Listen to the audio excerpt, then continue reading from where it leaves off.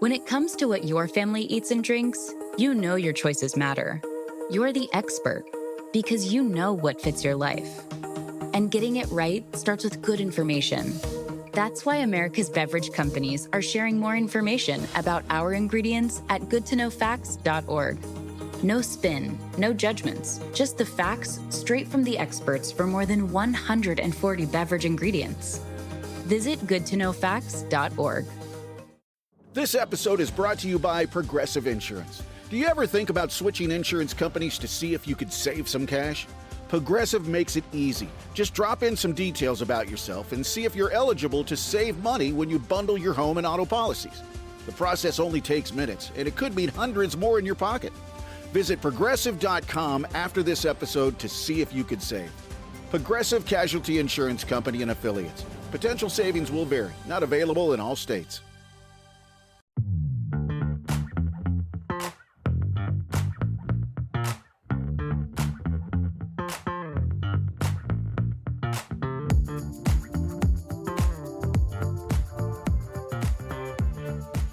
And a good Friday morning to you, ladies, gentlemen, fanatics of all ages. Welcome to Playoff Eve. It is Red October.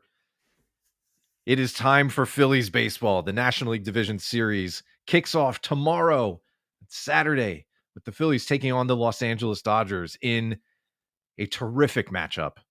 A really, really, really good matchup. It's good for this series. It's good for baseball if you care about that. You probably don't. I'm sure some of you wanted to face the Reds, but we got the Dodgers, and it's going to be interesting. There's stars on both sides of the field. There's drama. There's storylines. There is an opportunity to move on to the National League Championship Series, and it all starts in Philadelphia, as the Phillies will have home field advantage for this best-of-5 series. With that in mind, we're going to get right into it because I am joined, as always, by my co-host. He is the Athletics Phillies beat writer. He is Mr. Matt Gelb. Matt, I had a fun time watching these wildcard series this week. I don't know about you, maybe with the exception of Cleveland and Detroit, because I'm still not exactly sure what I watched there. But for the most part, this was a pretty fun little stretch of 3-game series. And now the Phillies get to take their turn by facing the only team that did not go to a game 3 here in this wild card, as the Dodgers defied our expectations and just went right ahead and swept the Reds, as they probably should have. Matt, what have you been looking at? What did you see this week with these wild card series? And what are you looking forward to here as we get set to get started on Saturday? Well, I thought we would take the next 45 minutes and discuss all of my predictions that I made for the wild card series that were, Okay. really on point. They were so on point. Yeah. No, I mean, I don't know exactly what I saw. I mean, I think we saw a lot of good pitching. We saw some, not a lot of offense. And we saw how important the home run can be, especially I feel like in that, San Diego Chicago series. I mean, game 1 was decided really on 2 solo home runs, and home runs are important in October.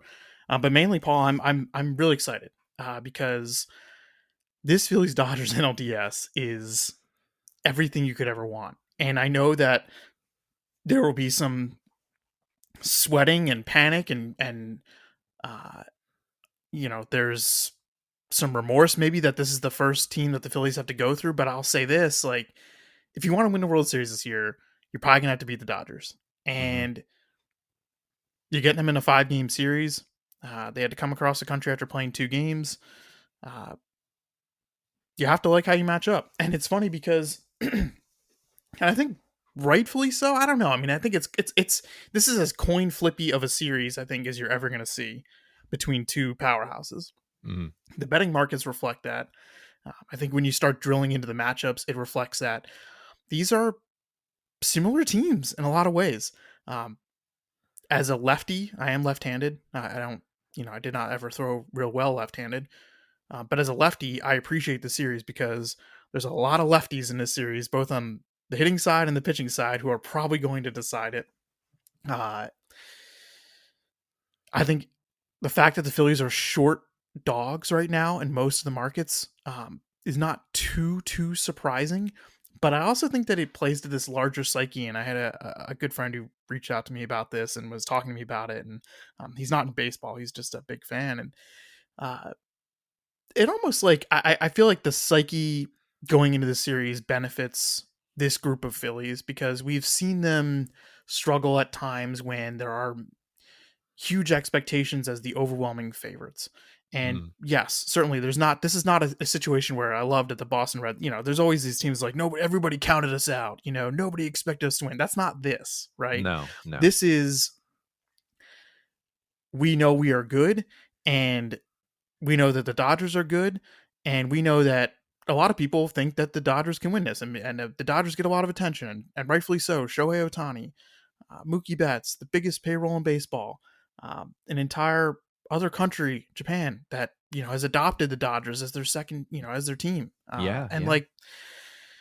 So I think the psyche going into this series of having to be the best to beat the best, which is very cliched, but is applicable in this situation. I think that can benefit the Phillies, just this group of how they look at things and how they think about things. And I mean, just set everything else aside, Paul, and just look at it this way, is that on Saturday night, maybe the greatest player in the history of this sport, and I'm not trying to be hyperbolic here, I'm not, but I think there's enough evidence trending toward this way that perhaps the greatest player in the history of this sport will be leading off and then pitching against the Phillies in October, and you have a chance to beat this guy. And it's going to be really, really fun to watch these games, to write about these games, to think about these games, all the little details and intricacies that are going to go into this thing. I'm really, really excited for this, Paul. This is, if you are a baseball fan, if you like this sport more than just following along with the Phillies, following along with what the players on this Philadelphia team do throughout each season, you have to enjoy, at least in part, what is about to happen this weekend and into next week. You have to, I mean, like you're obligated, right? There's a little bit of fatigue for people who watch the sport a lot, who saw the Dodgers win last year and like, oh, okay, they advanced again. There's part of me when the Phillies are not involved who wants to see, the teams that haven't won in a while get through, because there is an appeal to that. You don't want things to feel, too stale. See a team that isn't yours raise the trophy more than your own team is doing it. It's totally fine when your own team is doing it. But when other teams start doing it, it's like, oh, all right, enough of these people. But it is absolutely, in my mind, this is the series of the playoffs. And it's happening now in the division series. It's a little early to get to that point and kind of anoint it before anything. Yeah, I mean, think about it. It's crazy. Right? One of these teams is going home. Yeah. After the division series. Uh-huh. And that's heavy to think about that, because it could be the Phillies. It could very well be the Phillies. But sure, that's crazy, right? That one of these teams is going to be done in 7 days, 8 days. Yep. In the division series. I mean, look, the Dodgers have a ton of good players. The Phillies have a ton of good players. If you think about this from a Dodger fan perspective and you're looking in on what your team is about to embark on and try and take on this team, you are, as you mentioned in your open, you're coming across the country to kick off on Saturday, right? You're the ones who have to start with the cross country flight. Shohei is starting the first game, and he looked near immaculate in his tune-up start against the Phillies. Okay, yeah, that's good. He's really good. He's going to lead off. This is not relevant to anything. I thought it was interesting. Okay. Do you know what the Dodgers' record was in Ohtani's final 8 starts of the season, in which he posted a 3.34 ERA? I do not. They were 1-7. Oh, that's okay. That's now fine. Some of that was 4-inning starts in August when he wasn't pitching that deep into games, but he didn't allow a single run in September in 3 starts, and the Dodgers lost all 3. Okay. I mean, it's going to be a neat little bit of diving into all the splits, as we always do, because everything's got the microscope on it. You want to start there? I mean, we could. I was going to say, just in looking at it, I just started to look at some of this stuff yesterday, because we knew that the Phillies are going to be playing the Dodgers ahead of everything else that was happening yesterday with all the game 3s. And I'm just thinking to myself, like, all right, where am I even going to start just trying to find this? And the first thing I pull up because I was thinking about Kyle Schwarber at the moment, was, okay, how did the Dodgers do with their left-handed batters against left-handed pitchers? And as it turns out, the Dodgers and Phillies are the two best teams in the National League, lefty batters against lefty pitchers by a wide margin. Yes. Obviously, with the Phillies doing a lot of that with Schwarber and, that Ohtani guy, but also Freddie Freeman on the Dodgers side. Yeah. Bryce Harper. Like, I don't know where to start. So I'm going to turn the mic over to you and say, let's just start with game one, right? I mean, I think highlighting Ohtani versus Sanchez in different ways. And the Christopher Sanchez situation right now is really, really interesting to me, because if you do just a little bit of digging into certain trends and things, it's interesting. Okay. So one, we know this, right? We know that the Phillies are fantastic with Sanchez at home, right? I mean, we know this. So they were 13-2 this year at Citizens Bank Park when Sanchez started. They're 27-6 since the beginning of 2024, and that includes his NLDS start last year that they won.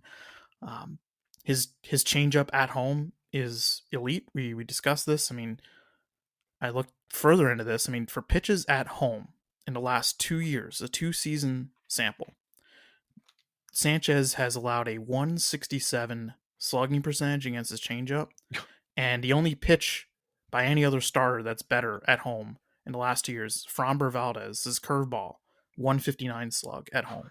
Those are silly numbers. Essentially, Sanchez throws in the last 2 years as a starter has thrown the pitch at his most neutralized power in a home ballpark, and that's huge. But Paul, okay, yeah, this season the Los Angeles Dodgers slugged 438 on left-handed changeups, okay, and that's 480 if you include 2024. 480 slugging percentage against left-handed changeups. That's 27 points better than the second best team. It's the best rate in baseball. And so what's interesting to me is that Sanchez faced the Dodgers twice this year, okay, in the regular season, once in April, once in September. And you don't want to read too much into it, but it sticks out because his two lowest changeup usage starts in the entire season were the Dodgers ones. He threw his changeup less to the Dodgers both times than he did any other start in 2025. He threw 43 changeups to the Dodgers in those two starts. Over those two starts, 4 of them were put in play. Teoscar Hernandez had a double. Andy Paez had a single. Kike Hernandez homered off of a changeup, an 0-2 changeup that was not a good pitch at Dodger Stadium. And then Teoscar Hernandez grounded out to shortstop on the other one that was put in play.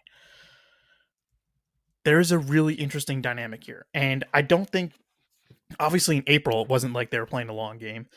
Right. They had no idea, what was going to happen. It was cold. Like, I went back and watched some of it. It was wet, cold. It wasn't the best day to pitch. Don't you think it's interesting, though, that he didn't really show them the changeup a lot, that there must have been a game plan, an intentional game plan to not throw the changeup as much as he did against other teams? And I'm wondering if he ends up bringing it out more. I mean, it's his best pitch. It is an amazing pitch. And obviously it is a really good pitch at home. I'm really, really, really interested to see how his pitch mix looks on Saturday night, because there are opposing trends here, right? It would sound like it, and it would indicate to me, at least thinking about it just from what you were talking about, that JT and company have picked up on that. If it's, the Dodgers are slugging like that over the last 2 years, even in April of this year, they're probably coming in being like, okay, we have our guy with, his best pitch being a changeup. Dodgers do this, blah, blah, blah. For my mind, and while that is interesting, and I am now going to be focused in on sequencing probably a little bit more than I would have otherwise. For my mind, I want the Dodgers to, if they're going to beat Chris Sanchez, I want them to beat him throwing his best pitch. Correct. I mean, typically the Phillies typically devise game plans based mostly weighing heaviest their strength over the opponent's weakness. Yeah, which is the way it should go, especially when you're talking about a guy who throws one of the 5 best pitches in the sport or whatever. Like, it's a crazy, rank it wherever you like. It's absolutely, it's elite plus. It's one of the best pitches in the game. He needs to throw it. He needs to throw it as if the Dodgers can't hit it. He needs to throw it as if those numbers that they have of the last 2 years don't matter, because this is the time where he has to be throwing the weapon that made him who he is now and has got him starting game 1 of this series. I will be interested to see how he uses it against Ohtani and Freeman. Well, okay. So now this is where it gets really interesting, okay? Yeah. You ready? Yes. So Ohtani this year, very good. Like, he's an amazing hitter, right? Oh, yeah? He's better against righties than he is against lefties. He's still really, really good against lefties, as you noted. But there's a little wrinkle in this, okay? Okay. Ohtani this year, he didn't see a lot of left-on-left changeups, because who in the world is going to throw him a left-on-left changeup, right? I mean, that's insane. No one's going to do that. He saw 60 left-on-left changeups this year. Do you want to know how many he swung and missed at? How many? 17. Okay? Wow. Huge rate. That's the highest rate of any pitch he saw from lefties. Whiff rate. Okay? Do you want to know how many times he struck out this year on a left-on-left changeup? How many? 13 times. Wow. Do you want to know, out of those 60 changeups from a lefty that he saw this season, how many of them do you think were from a Phillies pitcher? How many? A lot. A lot. Okay. I believe it's 13 out of the 60 he saw all season. Wow. Okay. Now, Paul, that's fun. Who throws really good left-on-left changeups on the Phillies staff? Well, that would be Chris Sanchez and Ranger Suárez. No. Well, okay, but you forgot one. Because to me, in September, Jesus Luzardo's changeup really came on. And like, he started using it a lot more, and he started getting some really, really, really ugly swings on it. Well, and okay. I think that there is an interesting dynamic here, because the Phillies obviously are going to be lefty heavy in the rotation.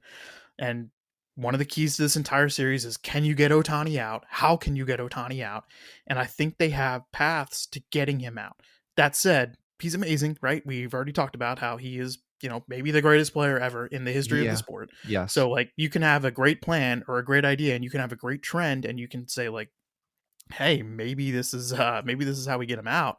And it won't matter if you make a mistake, or if, he just does something amazing, which he does often. But there's some really interesting stuff here, I think. And, against lefty changeups this year, Ohtani hit 150 with a 300 slug. Again, by far the worst numbers of any pitch he saw from lefties this year. For example, he slugged 662 on four-seam fastballs from lefties. He slugged 625 on curveballs from lefties. He slugged 553 on sliders from lefties. It's hard to get this guy out. It's really hard. But if you are a lefty who throws a sinker and a changeup, those were the two pitches that he slugged the lowest on from lefties in 2025. It's something that, since you mentioned that, I hadn't thought of it that way, because I think of Luzardo leaning on the sweeper for lefties, because that was the third. Yeah. And he didn't see a lot of sweepers, Ohtani. So he slugged 476 on sweepers, just a tick above the slugging for the sinker. So the three pitches with the lowest slug left on left for Ohtani were changeup, sinker, sweeper. Let's say your small business has a problem. Like maybe one of your doggy daycare customers had an accident. You might say something like, "Doggone it! Hi, Chihuahua!" Holy schnauzers. But if you need someone who can actually help, just say, "Like a good neighbor, State Farm is there." And get help filing a claim from your local State Farm agent. For your small business insurance needs, like a good neighbor, State Farm is there.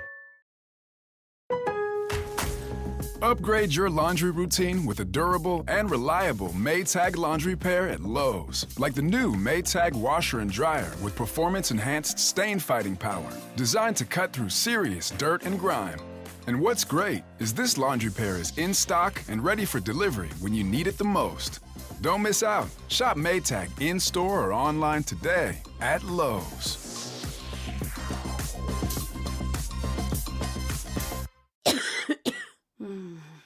When the flu is keeping you up at night, don't try to tough it out. Knock out your flu symptoms with NyQuil Intense Flu.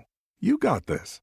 It provides powerful relief of your flu symptoms so you can sleep well through the night.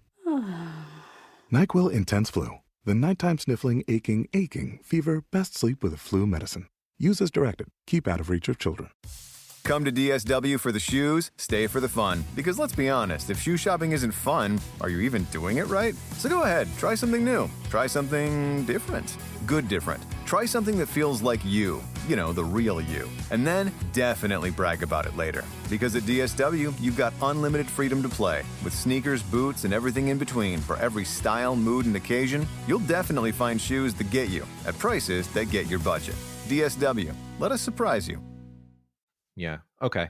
I think if we're going to look for potential wrinkles here, that's a cool one to bring to the surface because you're right. And I am maybe discounting Luzardo's changeup in that way. But you really got to feel good about it because Ohtani, he doesn't have really many weaknesses, but he'll hit balls that are lower in the zone. I feel like more frequently than balls up in the, again, it's pick your poison with this guy. And I feel like if you throw a changeup, it better be located well. Exactly. I feel like this is one of the more impossible parts of the game plan that the pitching staff, the pitching room, as it includes, coaches and catchers, is going to have to come up with, because you're going to see this guy 5 times a game at the plate, and you're going to have to, well, ideally less, but you plan to 4 to 5 times a game. And you're going to have to come up with all these different ways to keep him off the base paths, to keep him with the ball in the park. And it's just, I don't envy it at all. And I love that Chris Sanchez has this weapon, and it has to be one of the very best pitches in the sport, I feel like, to attack this guy. Because if he gets on and sets things up in front of the rest of the lineup, including a revitalized Mookie Betts, who looks far better than he did earlier in this season, it's going to be a problem. I think the Dodgers, though, just real quick, August and September, Luzardo's changeup, 114 batting average, 136 slug, 14 strikeouts on it in those last 2 months. Now, I'm not filtering overall? for I'm not filtering for left on left because I'm going to guess he didn't throw a ton of left on left changeups. Not many, but he had 5. He threw it 8 times to lefties in the last 2 months of the season and got 5 strikeouts on it. Okay. Well, yeah, I don't know. He is. I agree with you. This is one of them was Ohtani. There you go. And a called strike 3. This is. I agree with you in that this is the most impressive baseball player I've ever seen, and I am likely to see. Although I feel like I've got a lot of time left. I'll probably see somebody who comes close. Boy, I don't know about that. Yeah. Well, unless I don't have a lot of time left. I know that. Unless these playoffs finally do me in. Funny, quick aside. I sometimes, I've talked about this before. I usually kind of sit in quiet, I am quiet most often when I'm watching playoff games at home. I just kind of bottle up a lot of it. And I take my pulse every once in a while as it gets we should have a camera. We should have a camera on you. We should have a Paul cam. We need to hook up biometric stuff to me, because I've taken my pulse late in some of these games and just sitting on my couch, leaning forward, I'm running a 110 pulse, just watching some of this stuff happen. It's probably not good for me. But that's probably just what I'm going to be like every time Ohtani comes to the plate, no matter who's pitching. Matt, I think the likely MVP is an obvious storyline here. He's front and center really anytime he plays, whatever he's doing. He's going to be at full strength. He's starting the first game too. We haven't even talked about the pitching side of things. We saw how that went when he started against the Phillies. And one of the last Ohtani point I would make is that one of the great unknowns about this series is when he pitches again. Okay. He did not start at all this season on a 5th day. Okay. So if he comes back in game 4, it would be on his 5th day. It'd be the first time he is starting on regular rest, full start. Sorry. He did make a 1-inning start and a 2-inning start on his 5th. No, he had 5 days of rest. I'm sorry. And he did not even, he did not make an appearance on 4 days rest, his 5th day at all. So if he comes back and starts game 4 of this series on regular rest, it would be the first time he's pitching on regular rest since undergoing Tommy John surgery. There are questions about whether he comes into a game later this series as a reliever, right? Maybe they don't bring him back as a starter. Maybe he pitches game 1, and then maybe all of a sudden, because game 3 is 4 days after game 1, he's coming in as a reliever in game 3, or he's coming in as a reliever in game 4. Now, remember, if he comes into a game as a reliever and leaves the game, he is no longer eligible to hit. He is only allowed to keep hitting once he comes out of a game if he is a starting pitcher. Yeah, that's an important point. I hope that... So there's just a lot of unknown about him the rest of the series as a pitcher after game 1. So just keep that in mind. Yeah. There's a lot of other pressure points in this series, though, Paul. I mean, like you said, every time Ohtani comes up, it's a pressure point, right? You're probably going to see him 4 or 5, probably 5 times a game at the plate. And it's going to be stressful. And you're going to be thinking about how do we match up? How do we get him out? What's our best path? But to me, there's a lot of other pressure points in these games, in these series. And I think where I would ask you, Paul, is like, let's say game 2, Phillies are up 2-1 in the 5th inning.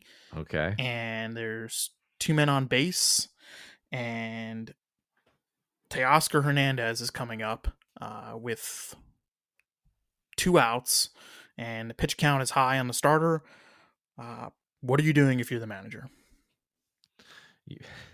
This is going to make you laugh. You want to know who I'd bring in? Because I'd make a change. I'm not going to laugh. I'd bring in David Robertson. You're bringing him into the 5th inning? Okay. In that spot? Yeah.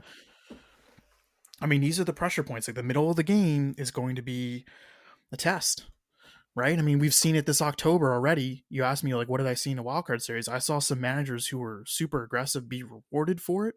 I saw some managers who were willing to ride their starters be rewarded for it too. Yeah. I mean, it's there's no one size fit all thing here. I mean, it's tough.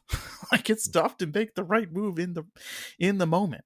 We saw in the Yankees Red Sox series, Garrett Crochet, they kept him in, and they won that game. He threw 117 pitches. It was a masterful performance. Game 3, Cam Schlittler, they left him in. He pitched 8 innings. It was an unbelievable performance. Yeah. We saw some teams, though, probably stick too long with their starters at times and really pay the price for it. So, the middles of games, the 5th and 6th inning are going to be truly the test of Rob Thomson. And I think there is a bullpen hierarchy this year, well more defined than it's been in previous years. That's a good point. Yeah. Juan Duran is at the back. I do think that they will look at times, possibly every time, to to get more than 3 outs from him if the situation calls for it. I think that Matt Strahm and Dave Robertson are your quote-unquote primary setup men for the 7th, 8th, maybe the 6th. And I think if things get hairy in the middle, Tanner Banks and Orion Kerkering are, sort of your guys in the middle innings, but that could flip. I mean, if the situation calls for it, like you said, maybe that's Dave Robertson's end because you need a strikeout there. Yeah. Maybe it's one of the starting pitchers. Because I do think that part of their alignment for the rotation is based on the schedule, okay? Because, again, there are only 2 games in this series that are going to be played on consecutive days, games 3 and 4 in Los Angeles. There's the extra off day. So whoever starts game 3, which is Wednesday at Dodger Stadium, he will sit in the bullpen Saturday night and be available. And that's why I think that they were leaning toward Luzardo starting game 2 so that Ranger Suárez, who famously has been a reliever before, came in and threw 2 of the most important pitches of the franchise's history as a reliever in 2022. I think he'll be sitting in the bullpen Saturday night. And if there's a moment for him, whether it be in the middle of the game or later in the game, and they need a left on left, they might be Ranger Suárez. Okay. I mean, why not? There's the way the schedule sets up. Paul, we talked about this. I mean, like, I think ideally in their world here, they would love to use 8 pitchers to win this NLDS. The 3 starters, the 3 lefties, Sanchez, Luzardo, Suárez, and the 5 relievers, Duran, Strahm, Robertson, Banks, Kerkering. Yeah. 8 guys. Okay. And you're going to try to 2019 Nationals it up as much as you can. And because of the schedule, you can think about it in different ways, outside the box ideas. Now, obviously, if there's a blowout in either direction, whether you're winning big or losing big, you can expand that group of 8. You can throw another guy that Get you know, Walker you want to Buehler soak in up there, innings. Sure. But I think you're looking at it like those 8 guys. I get a little bit unsure when things start getting a little bit too different. I won't say too cute, because like you said, we've been down this Ranger path before and we know he can do it. But when things start deviating a bit like this in the playoffs, it's expected at this point, because we've lived through years of strategy kind of, metamorphosing and shape shifting and turning into just a different way to get 27 outs in a baseball game. With the top 5 relievers that the Phillies have that you mentioned in that mix, Duran, Strahm, Robertson, Kerkering, Banks, it would not leave me feeling great to imagine Ranger having to come into that game. No, of course not. I mean, that's not your ideal situation. Your ideal situation is Chris Sanchez throws 7 innings in game 1. Sure. And, either Strahm or Robertson pitches the 8th and Duran pitches the 9th. But like, even absent that, I still feel like if you get into the 5th or the 6th, even the 5th, and you have to make a change, I still don't know if I'm liking Ranger there, because you don't need it. With the off day between game 1 and 2, you don't need to get more but what if you outs really like that the way. matchup? What if you what can Ranger do in the middle of a game like that Tanner Banks can't do? And Tanner Banks is more accustomed to this season. Yeah. He's been very good in those spots. I don't disagree with you. I'm just saying, I think that, I think, what if I'm just throwing things out there. What if Duran comes into the game in the 8th inning and throws a bunch of pitches, and then they get to the 9th, and all of a sudden he's throwing a bunch of pitches, and there's 2 guys on, and Ohtani's coming up. Maybe they want Ranger. Maybe they want just to have the reserve the right to be like, okay, we've got Ranger out there. He's ready. Let's go. Can he get the final out here? Yeah, that would be that. Ironically, in a more stressful spot like that, okay, that would be fine if that's the way it unfolds. Okay, because I would break the Duran glass as early as the 7th inning. I would not expect him to finish the game. Okay. I wouldn't expect him to finish the game if he does that. But I would break the glass as soon as that. It had to be extreme for him to come in the 7th. There would have to be some kind of, a lot of men on base. You got to lead 2 outs. That's the only way I could see him pitching in the 7th inning, but sure. Yeah, because then you'd hopefully still have Strahm available, because he'd be your next most reliable guy to finish out. Again, when things start getting a little weird like that, I get a little bit nervous.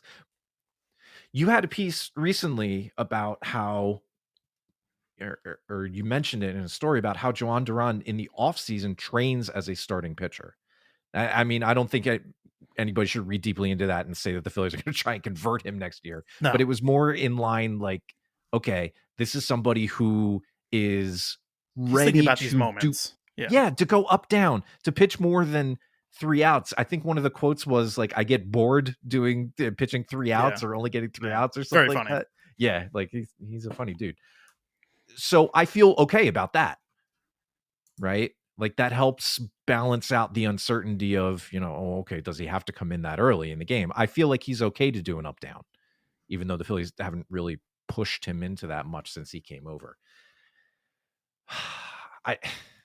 I'm trying not to say it's the playoffs, everything makes me nervous, but that's kind of where we're at here. I do feel better about it's going to be nervous. I hope I'm not spoiling anything. You're going to be nervous. Yeah, but you mentioned how the bullpen has more of a hierarchy this year, more of a defined structure, more of a probable path or progression through a game. We have a good idea of who could be used in what spot, even with the, unique playoff usage that we're sort of talking about here with these middle innings. And as much of a closer by committee person as I am, I love having guys available to do matchups. I like matchups more than inning placement. I think having this hierarchy might actually be a benefit this year. Yeah, I feel like there is a tangible benefit to this, knowing that there is this preferred order of a 1 through 5. It almost sounds it almost sounds a little bit callous to think of it that way, because you kind of want to be like a little rah-rah and think like, no, we trust each of you guys to come into your spot and do your thing, all that, mind games that you have to play. But I do, it does soothe me a little bit feeling this way. But also weird. Like you are, I do believe that teams have come around on this and believe this, is that there is more and more of an increasing tax during a series when we talk about the third times with the order penalty for starting pitchers, right? And how teams don't avoid that, because if a hitter gets a third look at a starting pitcher in a game, and man, he's got an advantage. Well, I think that it's kind of balanced out now, because teams have realized that if a hitter gets a third or fourth look at the same reliever in a given series, there is a tax, there is a penalty. Yeah. And I do think that that's the other reason for wanting to have, just have Suarez or Luzardo sit out there in game one, is that you want to switch up the looks here. It's because, like, yes, I mean, there's, Matt Strahm is a very important player in this series, because he's probably going to face Shohei Ohtani and Freddie Freeman numerous times in this series if things go right for the Phillies. But the more those guys see him, I mean, the more that the advantage could tip toward the hitter. And so that's why maybe you're trying to switch up the looks. You have Tanner Banks, you have one of your lefty starters, maybe as a reliever in the middle of a game. I don't know. I mean, I think this is all things that they've thought about. And this episode is brought to you by Progressive Insurance. You chose to hit play on this podcast today. Smart choice. Progressive loves to help people make smart choices. That's why they offer a tool called Auto Quote Explorer that allows you to compare your Progressive car insurance quote with rates from other companies. So you save time on the research and can enjoy savings when you choose the best rate for you. Give it a try after this episode at Progressive.com. Progressive Casualty Insurance Company and Affiliates. Not available in all states or situations. Prices vary based on how you buy. Come to DSW for the shoes, stay for the fun. Because let's be honest, if shoe shopping isn't fun, are you even doing it right? So go ahead, try something new. Try something different. Good different. Try something that feels like you. The real you. And then definitely brag about it later. Because at DSW, you've got unlimited freedom to play. With sneakers, boots, and everything in between for every style, mood, and occasion, you'll definitely find shoes that get you at prices that get your budget. DSW, let us surprise you. From the other side of it, Paul, we haven't discussed any of this, but I mean, do you think, I'm just going to give you a simple handicap and tell me if you think that this is too simplistic. The Phillies win the series if they get the Dodgers starters out of the game as early as they can, or earlier than normal. 1,000%. When we were texting earlier this week, really, I think it was just after the Dodgers won, and thinking about, okay, let's think about what matchups we're looking for, not just, player versus player. The very first one that came to my mind was, how fast can the Phillies get those starting pitchers out of these games? How fast can they get Ohtani, Blake Snell, and Yoshinobu Yamamoto out of these games? Because while the Dodgers, it's pretty simple as that, isn't it? Is it too simple? I think it's as simple as that. I do. If you want to be really simplistic, yes, that is the simplest battle for this team. If the Phillies can manage to knock at least one, but 2 out of the 3 before they finish 6 innings, ideally before 5, sure, that's good. That's very good. Because while the Dodgers, but even if you're asking the Dodgers to get 10 to 12 outs from their bullpen. Now look, here's a counter, right?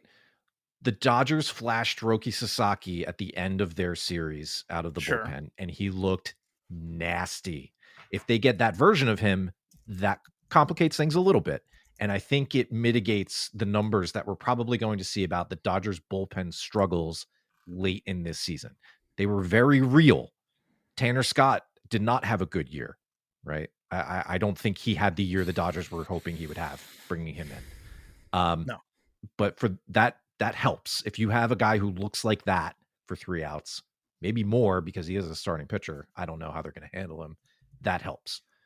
But you get into the middle, man, I don't know. I would love to take my chances getting the likes of Jack Dreyer, Edgardo Henriquez, Alex Vesia, even Blake Trinan or Emmett Sheehan in these games as soon as I can. Get them in there, because the Phillies will have a better shot at hitting those guys than they will the Ohtanis and the Snells and the Yamamotos of the world for another time through the order. Matt, here's another thing, right? We're talking about all these splits and how these two teams are like among the best in the National League at just about everything, like hand in hand. I'm looking at third plate appearances in the game for starting pitchers against opposition. And again, this is rare because this is the postseason. The Phillies starters did this the most of any National League team. Their starters faced a hitter for the third time 919 times this year. They had the third best OPS allowed at 678. The league allowed a 760. But guess which team had the lowest OPS allowed the third time through the order? Yeah, the Dodgers. Now, that's only 590 plate appearances, so significantly less. They don't push them as much. Yeah. But 627. So everywhere you look, Matt, there's just this punch, counterpunch, and poison and antidote thing going on, where the best things about each of these teams has some kind of, reagent or counteracting, whatever the proper chemistry term is, on the other side of the ball. It's crazy. Yeah. There's no clear advantage anywhere, right? Yeah. Like there except for the bullpens, I think. And that's why, to the point earlier about the psyche, is that everyone walking into that ballpark tomorrow night knows the Dodger bullpen narrative right now, right? And I do think that it's almost going to be building to this crescendo of trying to get the starter out, and the moment that the bullpen door opens, I mean, it's just going to be madness, I feel like, at that ballpark, because there's just going to be the idea to put as much pressure on these beleaguered relievers as you can. I mean, and the home field is a real thing. I mean, we know what the Phillies record is at Citizens Bank Park.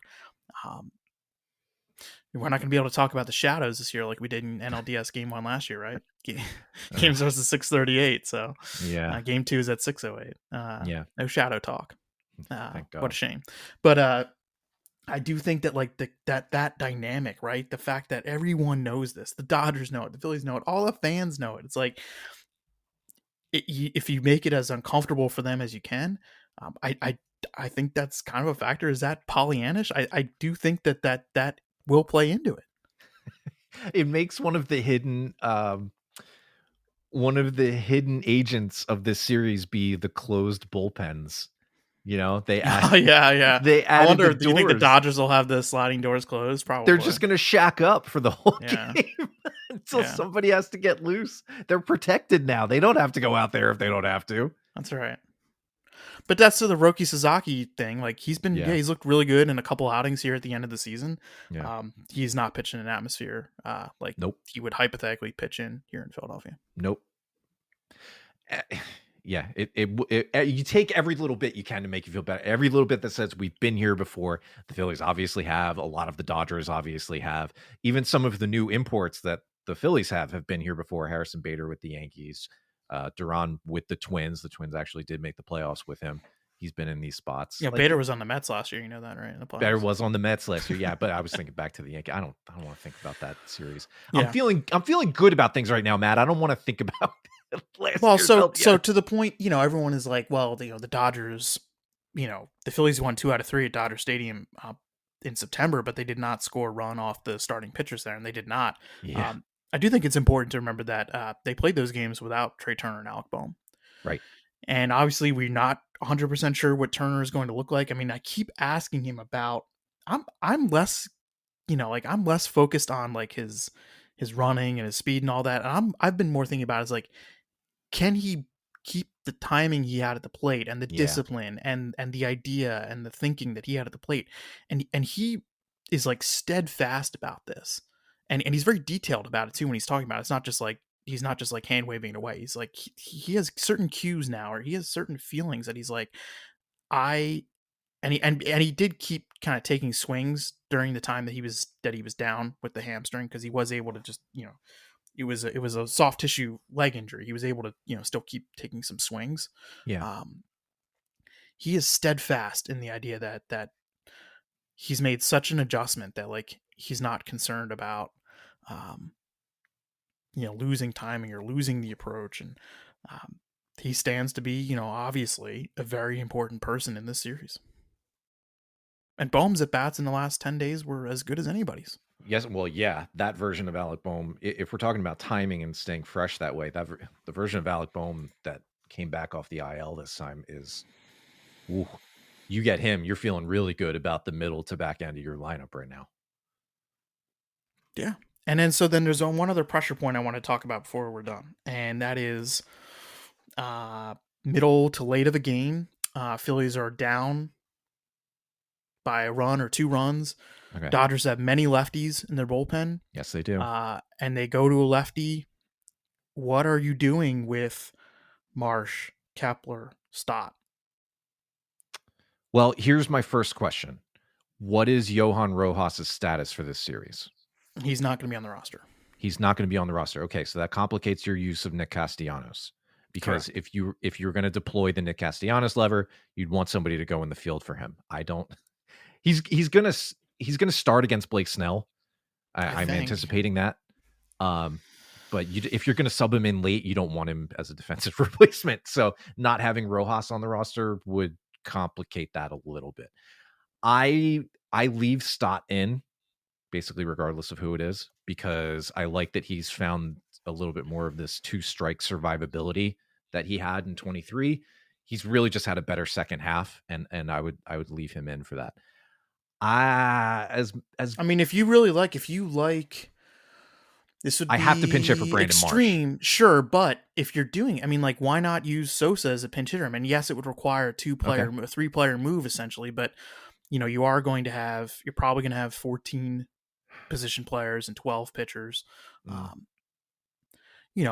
3-player move is not something that managers like to do, but Edmundo Sosa against lefties, his numbers are really, really, really good. And so let's say Marsh is coming to bat and you're like, okay, I want to pinch hit with Sosa and I'm going to bring in Wilson in left field, I guess. That's a problem. It's like they don't have. It's the third player in the move that complicates things. Because you weaken yourself defensively big time. Like you are going for it if you make that move. Right, when you're only doing this if you're trailing. It, right, you're only doing this if you're trailing. Yes, right, and you need the offense, and you're going for it. But again, these are the pressure points in the series where you're kind of wondering, how, which way do they go? Yeah. I don't know. I'm excited, Matt. I'm pumped. I really am. This is great because it removes the trap factor that has bitten the Phillies the last couple of years. Think about the series where they played the best in the last few years. Okay, what were those series mostly? They were mostly Brave series where they were. They've been playing up to the competition. Yeah, when they were huge dogs at points. When they were facing the juggernaut offense of 23, and then they play up to their competition. And having you're not going to be surprised by the Dodgers. No, having the Dodgers here instead of the Reds, even if this series does not go the way we want it to, it doesn't feel as much like a waste if that happens. I know that's just like the very lowest level of feeling and outcome that I'm talking about, but it is a raise of the floor. Because the Phillies falling on their faces against the Diamondbacks when I remain convinced they would have beaten that Rangers team in 23. The Phillies not having the juice to keep up with the Mets last year, who were on an absolute bender and maybe nobody was going to keep up with them, losing to a division rival that way. That stinks. And that Mets team, they were like this year's team. They weren't that good. The Phillies should have beaten them. Best of 5 series got them. Mets are playing well. Now they have the other best team in the league. I think both these teams are better than the Brewers. I know the Brewers finished with the number 1 seed. These are the 2 best teams in the National League. The Phillies have them right now with home field advantage. They have them where they want them. They've got their best guys lined up. They are rested. Their lineup is healthy. The only one missing is Zach Wheeler, and that's a big loss. But the Phillies have enough to make up for it this year. Everything is as good as you can start off a series like this with, almost. It keeps me feeling optimistic in the midst of all the nerves, in the midst of all of the, oh man, they really have a tall task ahead of them. I still feel good about this matchup because of all of these circumstances coming together. This is a good team that's been playing well, that is 98% healthy, they have home field advantage, which is the hugest thing against the other best team in the league. It truly might come down to that, is that if there's a game 5, it is at Citizens Bank Park. Yes. And however it gets to a game 5, whether Phillies win both at home and lose both on the road, or they split, the 4 games home and road, game 5 is at Citizens Bank Park. And I do think that maybe that ends up being the thing that decides the series. I don't know. I'm not making a prediction. I can tell you that, because I told you I hate them, and now I'm been getting crushed and toasted for these horrible predictions I made, and they were horrible. Best of 3 series. Who cares? Don't take them so seriously. That's not to you. That's everybody. I really don't think the Cubs played that well, and they did advance. What'd they score in the series? 5 runs? That's something 6 like runs? that. Yeah, get that Padres bullpen out of the mix. That felt good. Wow, Mason Miller, yeah. Unbelievable. He can't pitch all 9 innings though. No. Yeah, Cubs Brewers should be a lot of fun. I'm thinking that if I'm the Brewers, that was the team I didn't want to see, even though I think the Brewers are far, far better than the Cubs. There's just some weird big brother, little brother kind of thing there. Yeah, I think I can agree with that. Yeah. All right, so we'll skip doing predictions this round. No, right? I don't know. I mean, like, if you want to, you don't have to give me a series prediction, but give me a prediction about someone or something in this series that you think, that you feel real strongly about, that's going to happen, or that will be one of the deciding factors. Tanner Banks. Wow. The Tanner Banks appearances, maybe it's single, maybe it's multiple. He is going to come in, I feel this, in a spot, I'll say the 6th inning, where one of the big guns is up and there's a runner or 2 on base. And this is what he has thrived in this regular season. High Lev Tanban. This is the time. He could save a game in the 6th inning by what he could do against the top of this Dodgers order. Because I imagine that is when that lever would be pulled. If, say, Dodgers legend Ben Rortvedt does one of his weird sack bunts that turns into a hit somehow. I feel like I saw that 3 times in the last series. Hey, some of these games can be won in those middle innings. Duran might get the final couple outs, and I would love that. I feel like Tanner Banks against Ohtani and or Freeman is going to happen multiple times. And Strom gets the attention, but Strom has handled them. I'm interested to see what Tanner Banks can do, meeting the moment and the opposition. Here's a guy that we have barely talked about in this podcast, which is hilarious to me. There's going to be a big moment in game 1, and this guy's going to come to the plate, and he's going to have a big swing, and it's Bryce Harper. Yep. Okay. Yep.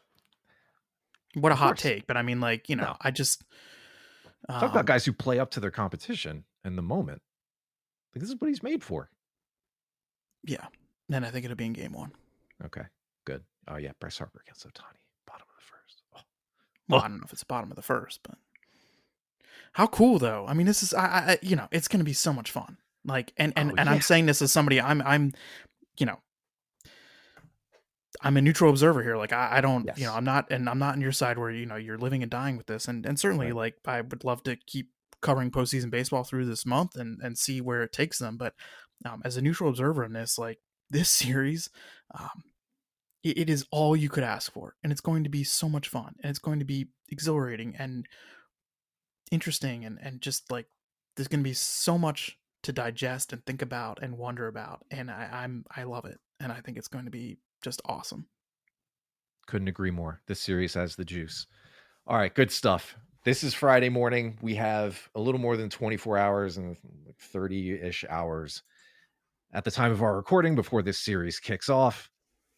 Red October. It's back, baby. You've waited all year for this. You waited all regular season. And now the Phillies have a best of 5 starting at home against the reigning World Series champion and the presumptive MVP of the National League, Shohei Ohtani and the Los Angeles Dodgers. Ooh, I'm ready.